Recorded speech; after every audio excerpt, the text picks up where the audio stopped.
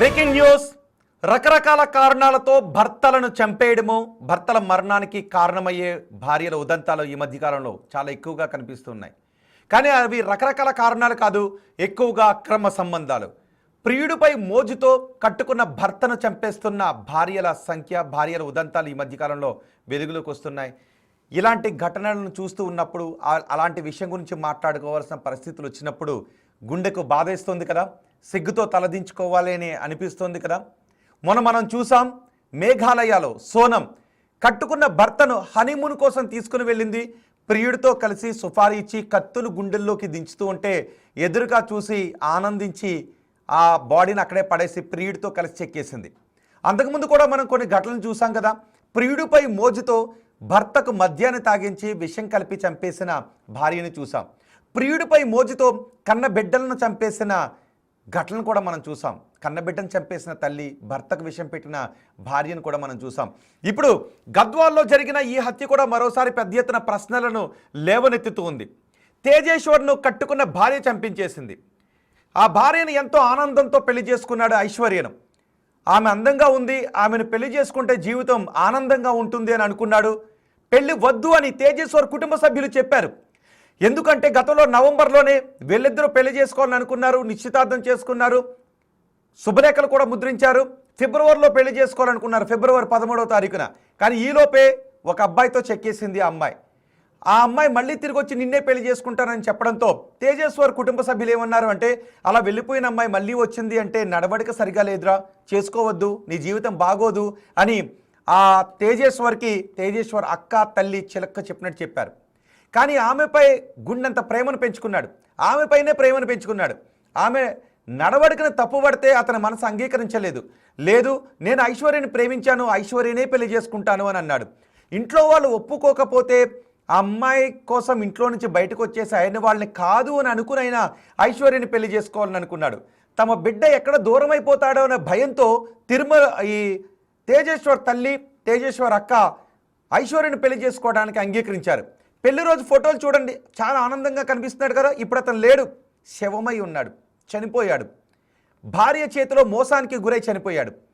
భార్య ప్రేమించిన వ్యక్తితో, నిజానికి ప్రేమ అని కూడా అనలేం, కొవ్వు అని అనాలా, కామం అని అనాలా. కామా తురాణం నా భయం నా లజ్జ. ఎందుకంటే తిరుమలరావు ఒక పెద్ద స్టోరీ, ఒక ట్రయాంగిల్ స్టోరీ ఉంది ఇక్కడ. తల్లి కూతుళ్ళు తిరుమలరావు అనే వ్యక్తితో ప్రేమలో పడ్డారు. తల్లి కూతుళ్ళు ఆ తిరుమలరావుతో అక్రమ సంబంధాన్ని కొనసాగించారు. తల్లి ఒకసారి అక్రమ సంబంధం కొనసాగిస్తుంది, కూతురు మరో అదే వ్యక్తితో అక్రమ సంబంధాన్ని కొనసాగిస్తూ ఉంటుంది. ఏంటిది, ఏం బంధం ఇది, విలువలు ఎక్కడికి వెళ్ళిపోతున్నాయి అనిపిస్తుంది కదా. మరి ఈ తిరుమలరావు తక్కువడా? ఈ తిరుమలరావుకి ఆల్రెడీ పెళ్ళయింది. ఆల్రెడీ పెళ్ళైన తిరుమలరావుకి పిల్లలు లేరు. దీంతో ఐశ్వర్యతో బంధాన్ని ఏర్పరచుకున్నాడు, బంధాన్ని కాదు సంబంధాన్ని ఏర్పరచుకున్నాడు. ఐశ్వర్య ఒక్కరితోనైనా, ఐశ్వర్య తల్లితో కూడా సంబంధాన్ని ఏర్పరచుకున్నారు. మరి తల్లి కూతుళ్ళు ఇక్కడ తిరుమలరావు ఒక్కడితో సంబంధాన్ని ఏర్పరచుకున్నారు. ఆ తిరుమలరావుకి పెళ్ళయింది. ఈ ఐశ్వర్య ఏం చేసింది, తనని పెళ్లి చేసుకోవాలని వచ్చిన సర్వేయర్ పాపం అతను ఎన్నో ఆశలతో వచ్చాడు. పెళ్లిపై ఎన్నో ఆశలు పెట్టుకున్నాడు. కట్న కానుకలు ఏమీ ఆశించలేదు. పెళ్లి ఖర్చులన్నీ ఆ తేజేశ్వరే పెట్టుకున్నాడు. సర్వేయర్ అతను ఆ పెళ్లి ఖర్చులన్నీ అతనే పెట్టుకున్నాడు. తిరిగి ఆమెకే డబ్బులు ఇచ్చాడు, బంగారం చేయించాడు, భార్యను బంగారంలా చూసుకోవాలని అనుకున్నాడు. పెళ్లి రోజు 7 అడుగులు వేస్తే అతని చివరి శ్వాసను ఆపేసింది ఈ ఐశ్వర్య. ఎవరితో? తను కామం పెంచుకున్న వ్యక్తితో, తను ప్రేమించిన వ్యక్తితో కాదు. తిరుమలరావుని ఐశ్వర్య ప్రేమించిందని అనలేం. తల్లి కూతురు కలిసి తిరుమలరావుతో అక్రమ సంబంధాన్ని నిలుపుతున్నారు. సిగ్గు కదా, సిగ్గు అని అనిపించట్లేదా? ఇలాంటి వాళ్లకు ఎలాంటి శిక్ష వేయాలని మీరు అనుకుంటూ ఉన్నారు? పోనీ వాళ్ళ వ్యక్తిగత విషయం, ఎవ్వడితో అక్రమ సంబంధం ఏర్పరచుకుంటే మనకేంటి, వదిలేయచ్చు. మరి ఈ తేజేశ్వర్ని ఎందుకు చంపినట్టు? తేజేశ్వర్ని చంపించే హక్కు ఎవరికి ఇచ్చారు? మీకు నీ నచ్చినోడితో కులుకమ్మా, మీకు నచ్చినోడితో కులుకు. తల్లి కూతుళ్ళు ఇద్దరు ఒక్కడితో అక్రమ సంబంధాన్ని ఏర్పరచుకున్నారంట. పోనీ వ్యక్తిగత విషయం వదిలేద్దాం. కానీ తేజేశ్వర్ని చంపే హక్కు ఎవరిచ్చారు? తేజేశ్వర్ మరణానికి కారణమయ్యే హక్కు మీకు ఎవరిచ్చారు? పెళ్లి ఇష్టం లేకపోతే మానేయండి. పెళ్లి చేసుకున్న తర్వాత భర్త నచ్చకపోతే విడాకులు తీసుకోండి, పోనీ. నిజానికి పెళ్లి పెటాక కావాలని ఎవరు కోరుకోరు. వాళ్ళ అనుబంధం ఏదైనా చిన్న చిన్న సమస్యలు వస్తే విడాకుల వరకు వెళితే వాళ్ళని అయినా కూడా విడాకుల వరకు వెళ్లకుండా ఎలా కల్పించాలి అని చూసేటటువంటి దేశం మనది. అందుకే కోర్టులో అంత జాప్యం జరుగుతూ ఉంటుంది, కౌన్సిలింగ్ ఇస్తూ ఉంటుంటారు. కానీ ఏంటి ఈ మధ్యకాలంలో ఇలా తయారవుతున్నారు? పెళ్లికి ముందు ప్రేమించారు, సరే బాగానే ఉంటుంది, లేదు పెళ్లికి ముందు ఒకరితో శారీరక సంబంధం ఉంది, పెళ్లి చేసుకోకండి కదా. మిమ్మల్ని ఎన్నో ఆశలతో చేసుకోవాలని వచ్చే ఒక వ్యక్తిని చంపేయాలి అని ఎలా పథకం పడింది? నాకు ఒక ఘటన గుర్తొస్తుంది ఇలాంటిదే. మీకు ఒక విషయం చెప్తాను. గతంలో ఇలాగే జరిగింది ఒకటి, కేసు కూడా నమోదైంది, కానీ సాక్ష్యాలు లేవు, అవి లేవని పోలీసులు ఆ భార్యకు వంతపాడారు. అక్కడ కూడా ఏం జరిగిందంటే, గతంలో భార్య బావతో అక్రమ సంబంధాన్ని ఏర్పరచుకుంది. ఒకరోజు భర్తతో గొడవ పడి నేను గోదావరిలో దూకేస్తాను వెళ్ళిపోయి గోదావరి ఒడిని చెప్పులు పెట్టి బావతో చెక్కేసింది. ఆ తర్వాత భర్త వచ్చి గోదావరి ఒడిని చెప్పులు చూసేసరికి తన భార్య గోదావరిలో దూకేసింది కాబోలు నా జీవితం అయిపోయింది, రేపు పోలీసులు వచ్చి నన్ను పట్టుకెళ్ళిపోతారని నా భర్త గోదావరిలో దూకి చచ్చిపోయాడు. ఇలాంటి ఘటన చోటు చేసుకుంది ఇంతకుముందు ఒకసారి, అది పాసిలిపూడిలో చోటు చేసుకుంది. ఇప్పుడు ఈమె తల్లి కూతురు ఇద్దరు కలిసి ఒక్కడితో అక్రమ సంబంధాన్ని నేర్పుతున్నారు. మరి సిగ్గనిపించట్లా? తల్లి అక్రమ సంబంధం పెట్టుకున్న వ్యక్తితో నువ్వు అక్రమ సంబంధం పెట్టుకోవాలని ఎలా అనిపించింది ఐశ్వర్య? కూతురు అక్రమ సంబంధం పెట్టుకున్న వ్యక్తితో నువ్వు అక్రమ సంబంధం ఏర్పరచుకోవాలని ఎలా అనిపించిందమ్మా ఐశ్వర్య తల్లి? పోనీ మీరిద్దరు ఏదో పెట్టుకున్నారు, ఈ తేజేశ్వర్ని పెళ్లి చేసుకోవాలని ఎందుకు అనిపించిందమ్మా నీకు? పాపం తేజేశ్వర్ ఎంత అమాయకంగా ఉన్నాడో చూడండి. తేజేశ్వర్ ఆమెను పెళ్లి చేసుకోవాలని కలలు కన్నాడు, ఆమెపై ఎంతో ప్రేమను పెంచుకున్నాడు. ఆమెను పెళ్లి చేసుకుంటే జీవితం బంగారంలా ఉంటుందని ఏ కట్న కానుకలు ఆశించకుండా తిరిగి అతనే బంగారం పెట్టాడు, అతనే కట్న కానుకలు ఇచ్చాడు. ఫిబ్రవరి 13వ తారీఖున పెళ్లి పెట్టుకుంటే ఆమె ఎవరితోనో వెళ్ళిపోతే మళ్ళీ మే 13వ తారీఖున మే 13వ తారీఖున ఆమెనే పెళ్లి చేసుకున్నాడు. తిరిగి ఇంట్లో వాళ్ళు వద్దు అన్నా కూడా పెళ్లి చేసుకున్నాడు. ఒకవేళ వద్దు అంటే తమ బిడ్డ ఏమైపోతాడో, ఆమెను ప్రేమించానంటున్నాడు, ఆమెతోనే జీవితం అంటున్నాడు, ఆమె లేకపోతే ఉండలేనంటున్నాడు, వెళ్ళిపోతానంటున్నాడు. అయ్యో తమ బిడ్డ పోనీ ఎవరినో ఒకరిని చేసుకొని వాళ్ళు క్షేమంగా ఉంటే చాలు, తమ బిడ్డని ఆ తల్లి అక్క అక్షింతలేసి ఆశీర్వదించారే, దీర్ఘాయుష్మాన్ భవ అని ఆశీర్వదించారే. ఇప్పుడు అతను దీర్ఘాయుష్మాన్ భవ కాదు, ఆమెను చేసుకున్నందుకు అకాల మృత్యు వెంటాడింది ఈ ఐశ్వర్య రూపంలో. అతను చంపించాలని ఎందుకు అనిపించింది ఐశ్వర్య నీకు? పోనీ నీకు ఆ బ్యాంక్ మేనేజరే నచ్చుండుంటే బ్యాంక్ మేనేజర్ని చేసుకుని ఉండాల్సింది. బ్యాంక్ మేనేజర్కి ఆల్రెడీ పెళ్ళయిందంట, బ్యాంక్ మేనేజర్కి పిల్లలు లేరట. ఆ బ్యాంక్ మేనేజర్ పిల్లల కోసం వేరొకరిని ఎవరినో పెళ్లి చేసుకోవాలనుకున్నాడట. ఈ లోపు తగిలారు ఐశ్వర్య తల్లి. వీళ్ళిద్దరితోనూ అక్రమ సంబంధం ఏర్పరచుకున్నాడు. ఇప్పుడు బ్యాంక్ మేనేజర్ తిరుమలరావు భార్య పోలీస్ స్టేషన్లో కేసు పెడతానని వచ్చింది. నువ్వు ఐశ్వర్యని పెళ్లి చేసుకుంటే నీపైన కేసు పెడతానని వచ్చింది. కాబట్టి మళ్ళీ ఇద్దరి మధ్య గ్యాప్ వచ్చింది. సర్లే మళ్ళీ తిరుమలరావు వెళ్ళిపోయాడు, నా జీవితం రోడ్డు పైన పడుతుందేమో, ఒక బకరా దొరికాడు అని అనుకుంది పాపం ఈ తేజేశ్వర్ని చూసి. లేదు నేను గతంలో వెళ్ళిపోయింది మా అమ్మకే నాకు ఏదో డబ్బుల మధ్య విభేదం వచ్చి వెళ్ళిపోయాను, నీ మీద ఇష్టం లేక కాదు, నువ్వంటేనే నాకు ఇష్టం, నిన్నే పెళ్లి చేసుకుంటాను అని మళ్ళీ ప్లేట్ ఫిరాయించింది. పాపం నమ్మేశాడు తేజేశ్వర్. ఆమెను చూసి నమ్మేసి నిజమని అనుకుని పాపం పెళ్లి చేసుకున్నాడు. ఇంట్లో వాళ్ళు వద్దని చెప్పినా పెళ్లి చేసుకున్నాడు. చూడండి ఆ పెళ్లినాటి దృశ్యాలు చూడండి. అదిగో రెండో బాక్స్లో చూడండి, వెళ్ళి అత్తకాలకు ముక్కుతున్న తేజేశ్వరిని చూడండి. ఆ తల్లి కూతుళ్ళు కుడి చేతి వైపు ఉన్నారు చూసారా, ఆ అత్తకి ఎడమ చేతి వైపు కూర్చుంది ఆ కూతురు, ఇటువైపు కూర్చున్నాడు తేజేశ్వర్. ఇద్దరు కలిసి కాళ్ళు మొక్కుతున్నారు. అత్త ముఖంలో ఏమనిపిస్తుంది చెప్పండి? ఎందుకంటే అక్కడ ఇతని అత్త అంటే ఆమె తల్లి కూతుళ్ళు ఇద్దరు కూడా ఒక్కరితో అక్రమ సంబంధాన్ని కొనసాగిస్తూ ఉన్నారు. ఆ తల్లి కూతురు అంట ఇప్పుడు ఆ వ్యక్తిని పెళ్లి చేసుకున్నారు, ఆ వ్యక్తిని చంపేశారు. వాళ్ళిద్దరు ముఖాల్లో చూస్తుంటే ఏమనిపిస్తుంది? ఎక్కడో మనసులో అంత ఆనందం అయితే కనిపించటం లేదు కదా. మీకేమైనా ఆనందం కనిపిస్తుందా? నాకైతే వాళ్ళ ముఖంలో ఆనందం కనిపించట్లేదు. మరి ఎందుకు ఈ తేజేశ్వరిని పెళ్లి చేసుకున్నట్టు? పోనీ ఈ ఒక్కరేనా? ఈ ఐశ్వర్య కదా, మొన్న సోనం. అంతకుముందు మనం బెంగళూరులో చూసాం, ఒక టెకిన్ చూసాంగా, భర్తను వేధింపులకు గురి చేస్తే ఆ భార్య వేధింపులు భరించలేక భర్త ఆత్మహత్య చేసుకుని ఒక సూసైడ్ లెటర్ రాసి చచ్చిపోయాడు. దేశం మొత్తం ఆ ఘటన గురించి మాట్లాడుకుంది. సౌరభ్ అనుకుంటా, అతుల్ సౌరభ్. ఆ ఘటన ఎంతమంది గుర్తుంది? మొత్తం దేశం రగిలిపోయింది. కొత్త చట్టాలు తీసుకుని రావాలి, మీకు ఇష్టం లేకపోతే విడాకులు ఇవ్వండి అని పెద్ద ఎత్తున ఆ వ్యక్తి ఆ మహిళ పైన విమర్శలు చేశారు. మరి ఇప్పుడు ఐశ్వర్యం చూస్తే ఏమనిపిస్తోంది? మీరు ఎవరినైనా ప్రేమించండి, ఎవరితోనైనా ఉండండి, మీ ప్రైవేటు వ్యవహారం మీ వరకు. కానీ ఇంకొకరిని పెళ్లి చేసుకొని అతను చంపించడం ఎందుకు?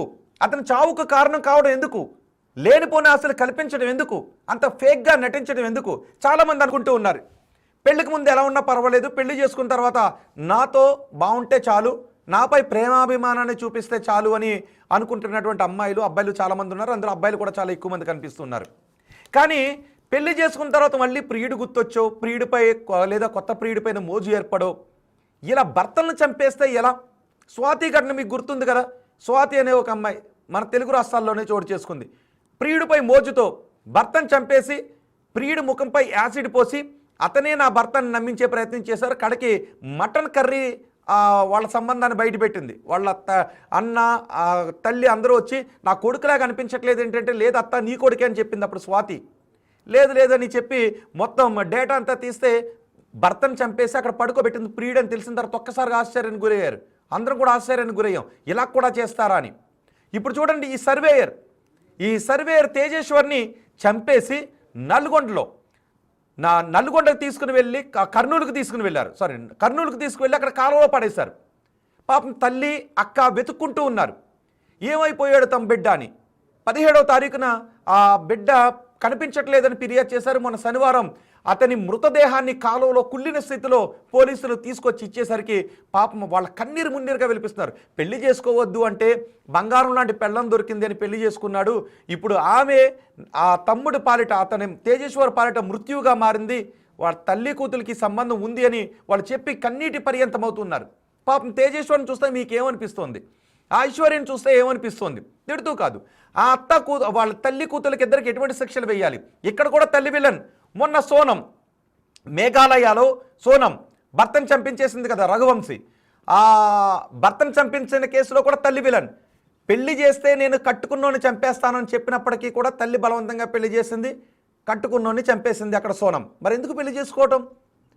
పెళ్లికి ముందు ప్రియుడు ఉంటే ఆ ప్రియుడినే చేసుకోండి, వేరే ఒకరిని చేసుకోవద్దు. ఒకవేళ పెళ్లి చేసుకుంటే చేసుకున్న వ్యక్తితో కాపురం చేయండి. పోనీ అప్పటికీ నచ్చలేదు అనుకో, విడాకులు ఇచ్చేయండి, పోయిందే ఉంది.